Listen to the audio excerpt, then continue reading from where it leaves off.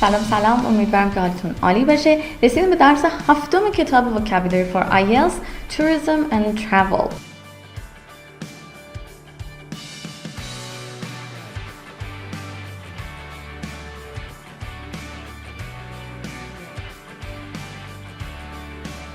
خب بریم به سراغ تمرین 1 که همیشه یک کوئسچن معمولی هست، میخواد شما رو گرم بکنه، ببینه که چقدر با مطلب میتونی ارتباط برقرار بکنی و سوالها رو بر اساس علاقه شخصیت میتونی جواب بدی. 1.1 What would you take a visitor to your hometown to see? Which of the following best describes the place where you live? Is it a coastal area, mountainous area, rural or urban area? So coastal بچه coast در واقع میشه ساحل مرزی. یعنی مثلا فرض کنید این قاره آفریقا اگر باشه این میشه coast. در این حال که با آب ارتباط داره یعنی ساحل میشه، ولی مرز قاره‌ای رو داره شکل میده، پس این میشه یک coast. پس هم معنی برای کوست ما میتونیم بیچ بذاریم، ولی بیچ میشه یک ساحل تفریحی، ماسه‌ای، شنی که میرن مثلا آفتاب میگیرن و اینها.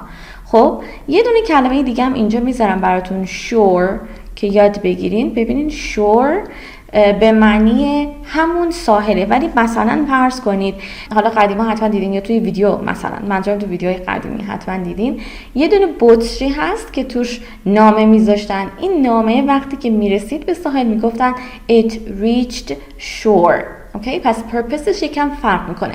یا مثلا وقتی کشتی از راه میرسه the ship reached shore. بریم سراغ قسمت بعدی. یه دونه بند هست، میوزیک بند، اسمش وست لایفه. نمیدونم گوش دادین آهنگاشو یا نه، من قبلا خیلی گوش دادم، دوست داشتم. یه آهنگ قشنگ داشت From Coast to Coast. اگر دوست داشتی اونو حتما گوش بده، کمک میکنه که لغاتهای بیشتری یاد بگیری. خب کلمه بعدیمون mountainous هست و همونطوری که میبینید از mountain یا کوه در واقع ساخته شده و OUS که adjective maker. پس میگه که آیا مکان زندگی شما یک جایی هست که کوهستانیه. قسمت بعدی رورال داریم که اینو تو ویدیوهای قبلی کتاب vocabulary for Ielts داشتیم و اینکه رورال رو اینجا آورده ضمن اینکه داره مرورش میکنه داره بهتون میگه بچه‌ها این یکی از اون لغاتهای پرتکرار، حواستون باشه. پس رورال میشه روستایی، related to village, right? و بعد urban داریم یا urban area که به معنی شهری هست. اینم تو ویدیوهای قبل داشتین.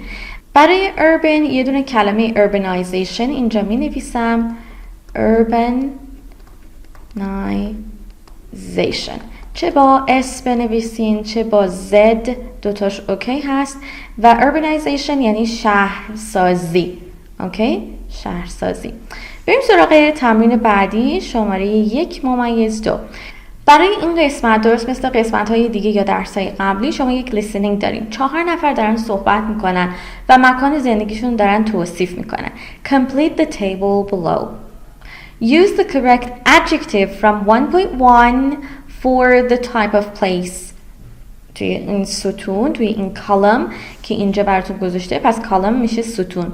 توی این ستون اون صفتی که بهتر مکان رو توصیف میکنه توی این جاهای خالی قرار بدین و این صفت ها رو توی این تمرین بالایی براتون گذاشته که شما باید توی باکس پایین، توی تیبل پایین قرار بدید. پس type of place، نوع مکان رو می‌نویسین. words that help you decide و بگین که چه کیو هایی بوده، چه سرنخ هایی بوده که بهتون گفته جواب این بوده.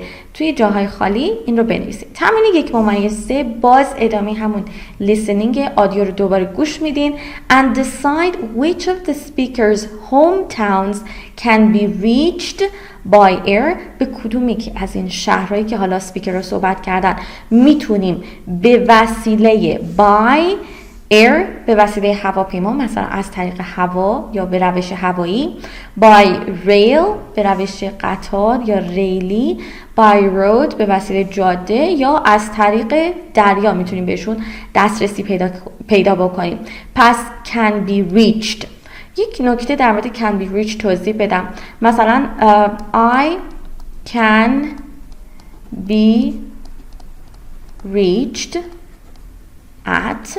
حالا مثلا میتونی ایمیلت رو اینجا بنویسی یا میتونی مثلا شمارت رو اینجا بنویسی، لوکیشنت رو بدی، آدرس رو بدی. پس این میگه منو اگه میخوای با من تماس داشته باشی، حالا اطلاعات تماس من اینها هستن. پس I can be reached at. اوکی. و اینجا how can these hometowns can be reached. They can be reached by. از طریقه. خب by کاملترش رو اینجا بنویسم. by means of یعنی از طریق، به وسیله. means اینجا به معنی روش هست، به معنی معنا نیست. اوکی. پس by means of یعنی از طریق، به روشه. بریم سراغ تمرین بعدی. 1-4 Complete the sentences using the correct form of the words in the box. You may use the words more than once.